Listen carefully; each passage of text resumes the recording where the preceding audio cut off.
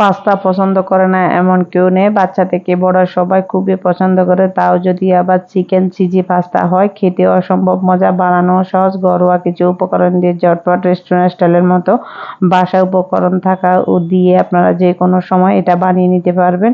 আশা করি আমার রেসিপিটা আপনাদের ভালো লাগবে। ভালো লাগলে চ্যানেল সাবস্ক্রাইব করে পাশে থাকবেন, ফ্রেন্ডস এবং ফ্যামিলির মাঝে শেয়ার করে দিবেন।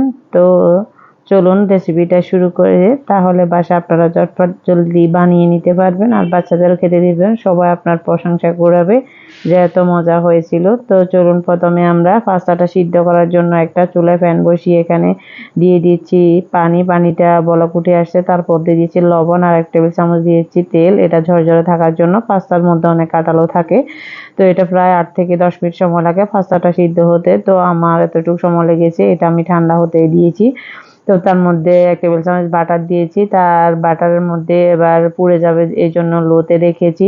এখানে 1/2 চা চামচ করে আদা রসুন কিমা রয়েছে, এটাকে একটু গোল্ডেন ব্রাউন করে নিয়ে দিয়ে দিচ্ছি 1/2 কাপ চিকেন। চিকেনটা ভালো করে আমি মিশিয়ে নিচ্ছি, হালকা ভেজে নিচ্ছি, যেহেতু চিকেনটা অনেকটা স্লাইস ছোট ছোট, তাই তাড়াতাড়ি সিদ্ধ হয়ে যাবে। দিয়েছি সামান্য একটু লবণ, একটু গোলমরিচের গুঁড়া দিয়ে আমি ভালো করে মিশিয়ে নিচ্ছি। মিশিয়ে নিয়ে ভিজিয়ে এক সাইডে রেখে দিচ্ছি। এবার একটা ডিম ভেজে স্ক্র্যাম্বল করে নেব। ডিমটা আপনাদের পছন্দ কম বা বেশি করে দিতে পারেন। তো আমি ডিমটাও একটু লবণ দিয়ে স্ক্র্যাম্বল করে নিচ্ছি। তো এটাকেও আমি ভেজে এক সাইডে রেখে দিচ্ছি। এক সাইডে রেখে দিয়ে এবার এর মধ্যে দিয়েছি পেঁয়াজ কুচি আর একটা বড় সাইজের টমেটো কুচি। এবার এই সবগুলো দিয়ে মিশিয়ে একটু ভেজে নিচ্ছি। তার মধ্যে দিয়ে দিচ্ছি পাস্তার সাথে যে মশলাটা থাকে ও মশলাটা দিয়ে দিচ্ছি। আমি এক্সট্রা কোনো মশলার ব্যবহার করছি না। তো আমি ধাপে ধাপে সবগুলো দিয়ে দিব উপকরণ। তো এটাকে ভালো করে মিশিয়ে চিকেন আর ডিম স্ক্র্যাম্বল করা সবগুলো উপকরণ মিশিয়ে নিচ্ছি। আপনারা চাইলে এখানে ক্যাপসিকাম ব্যবহার করতে পারবেন, যে যেটা পছন্দ করেন আর কি। দিয়ে দিচ্ছি 2 টেবিল চামচ টমেটো সস, দিয়ে দিচ্ছি 1 চা চামচ সয়া সস দিয়ে এবার সবগুলো উপকরণ একসাথে ভালো করে মিশিয়ে নিচ্ছি। মিশিয়ে নিলে এবার দিয়ে দেব আমাদের যে আগে থেকে ঠান্ডা করে রাখা পাস্তাটা।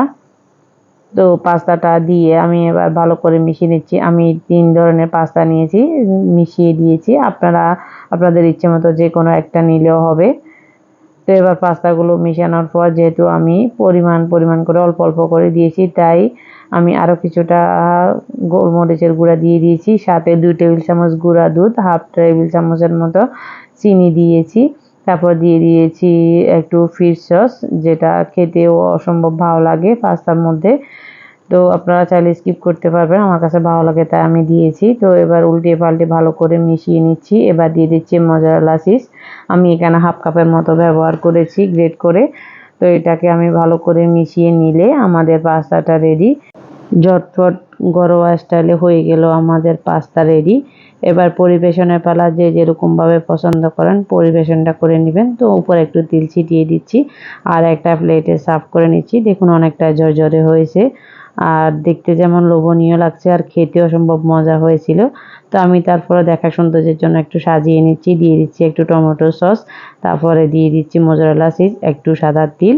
এবার সবাই চেটেপুটে খেয়ে নিন, অনেক মজা হয়েছিল, আমার বাচ্চারা অনেক পছন্দ করেছিল।